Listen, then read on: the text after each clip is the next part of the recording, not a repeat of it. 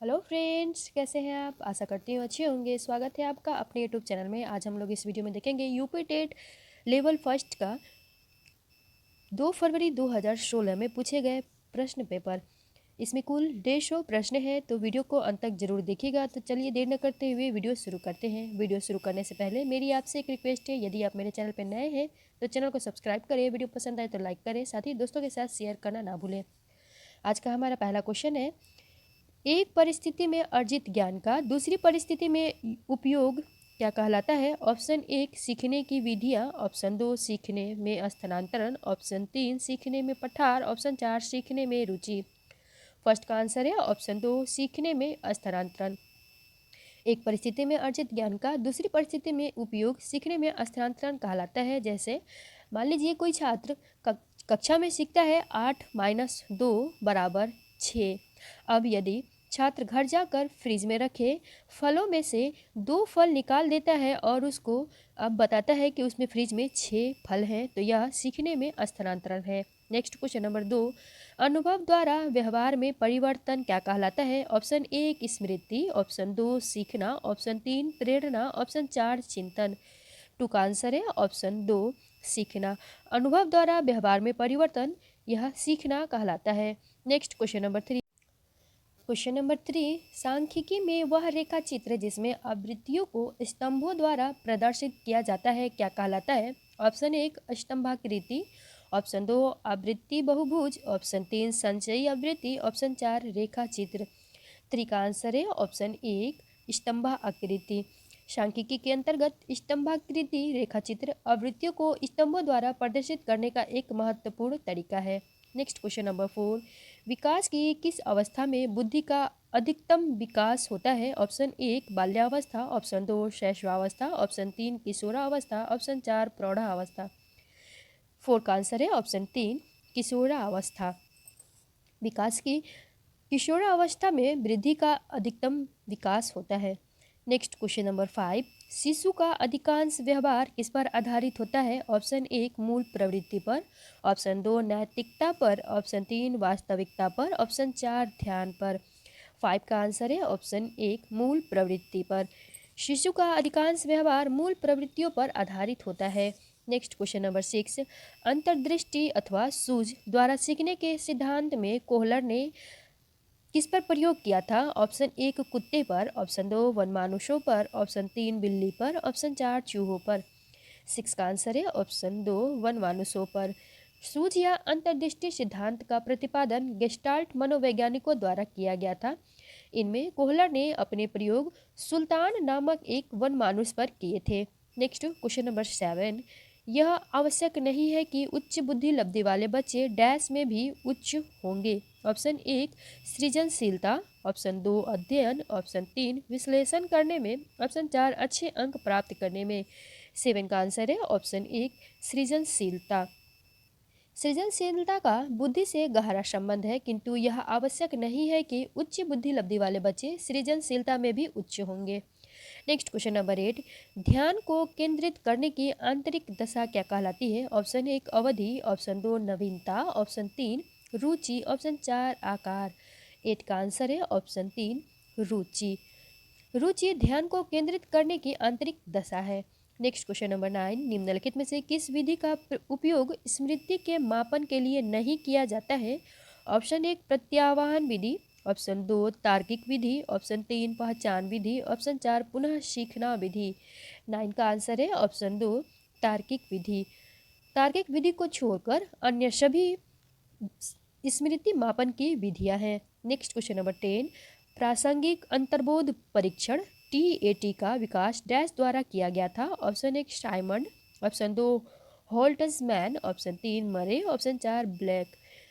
10 का आंसर है ऑप्शन 3 मरे के द्वारा।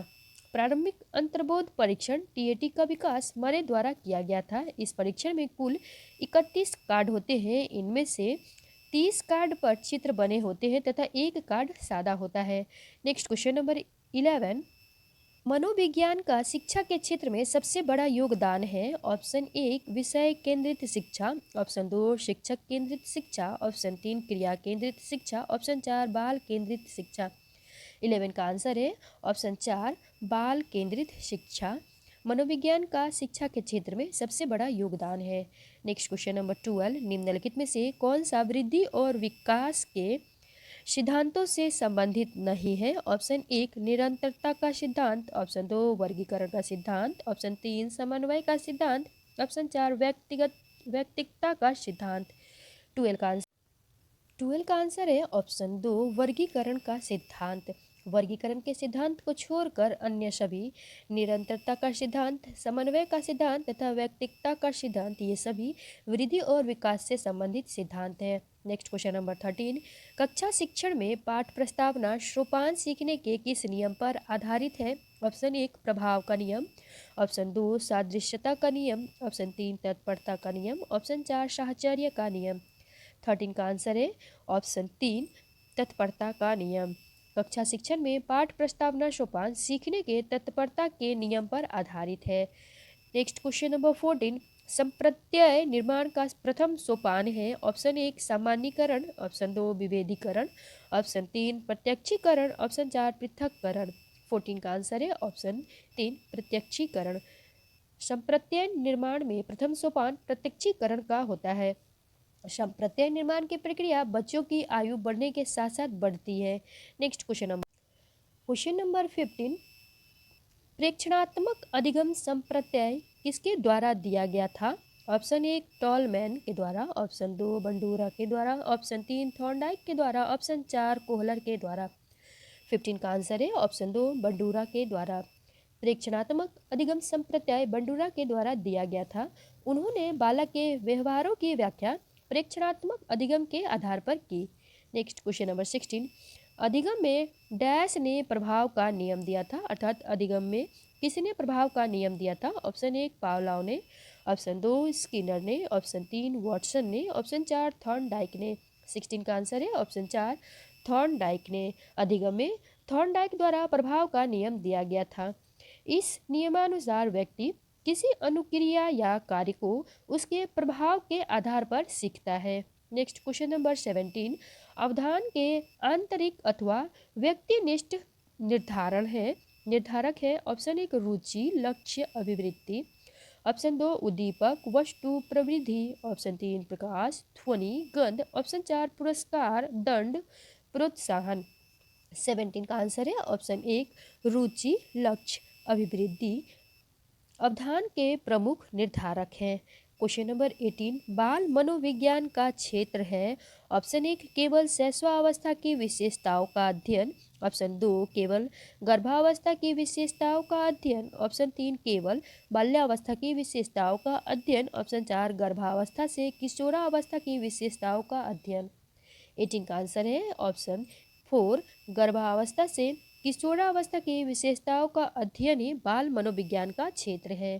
क्वेश्चन नंबर 19, वह अवस्था जो कि माता के 21वें गुणसूत्र जोड़े से अलग न हो पाने के कारण होती है, क्या कहलाती है? Option 1 Down syndromes, option 2 Klinefelter syndromes, option 3 Turner syndromes, option 4 Wilson syndromes. 19 का आंसर है option 1 Down's syndrome.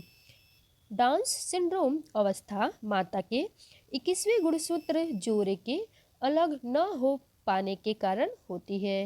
Next question number 20, वर्ग के अनुसार किस अवस्था में नैतिकता बाह्य कारकों द्वारा निर्धारित होती है?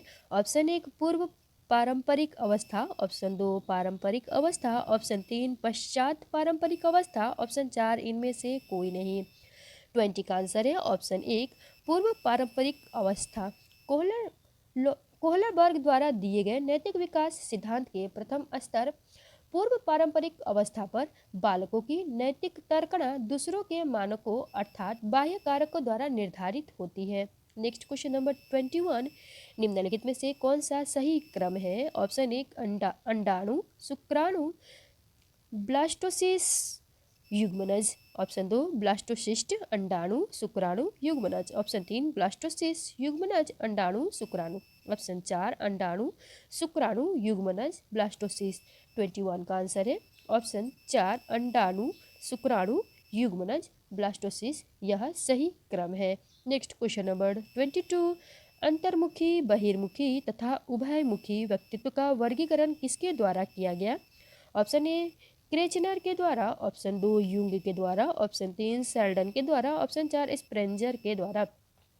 22 का आंसर है ऑप्शन 2 यूंग के द्वारा। अंतर्मुखी, बहिर्मुखी तथा उभयमुखी व्यक्तित्व का वर्गीकरण यूंग के द्वारा किया गया है। नेक्स्ट क्वेश्चन नंबर 23, उदाहरण, निरीक्षण, विश्लेषण, वर्गीकरण, नियमीकरण निम्नलिखित में से किस विधि के सोपान है? ऑप्शन 1 निगमन विधि, ऑप्शन 2 आगमन विधि, ऑप्शन 3 अंतर्दर्शन विधि, ऑप्शन 4 बहिर्दर्शन विधि। 23 का आंसर है ऑप्शन 2 आगमन विधि। उदाहरण, निरीक्षण, विश्लेषण, वर्गीकरण तथा नियमीकरण आगमन विधि के सोपान है। क्वेश्चन नंबर 24, फ्राइड के अनुसार हमारे मूल्यों का आंतरिकीकरण डैश में होता है? ऑप्शन 1 इदम, ऑप्शन 2 अहम, ऑप्शन 3 परा अहम, ऑप्शन 4 परिस्थितियों। 24 का आंसर है ऑप्शन 3 परा अहम में। फ्राइड के अनुसार हमारे मूल्यों का आंतरिकीकरण परा अहम में होता है। क्वेश्चन नंबर 25, व्यवहारवादियों ने कहा है मुझे नवजात शिशु दे दो, मैं उसे डॉक्टर, वकील, चोर या जो चाहूँ बना सकता हूँ। यह किसने कहा है? ऑप्शन 1 फ्रीमैन ने, ऑप्शन 2 न्यूमैन ने, ऑप्शन 3 वाटसन ने, ऑप्शन 4 होल्जिंगर ने। 25 का आंसर है ऑप्शन 3 वाटसन ने। मुझे एक नवजात शिशु दे दो, मैं उसे डॉक्टर, वकील, चोर या जो चाहूँ बना सकता हूँ। यह कथन वाटसन का है।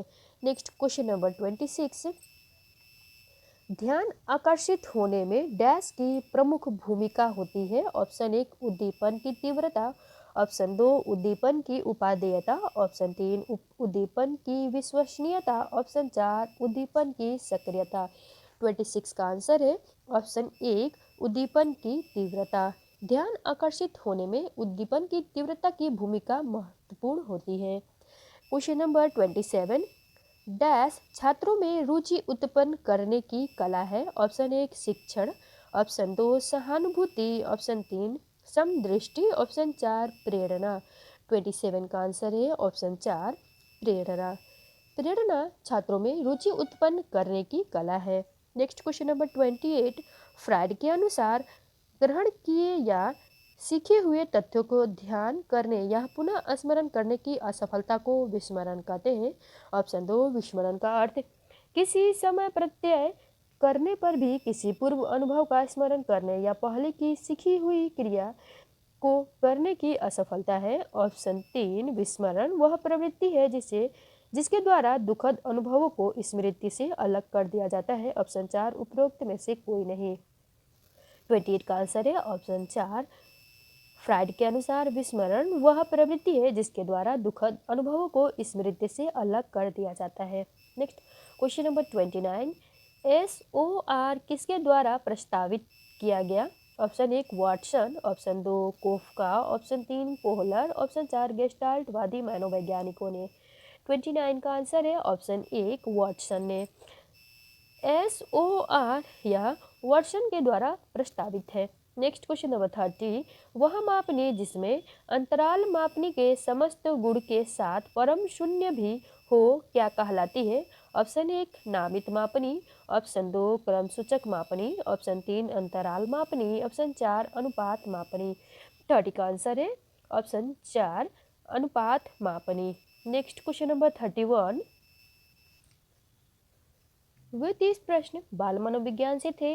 अब हम हिंदी के 30 प्रश्न सॉल्व करेंगे। तो देखते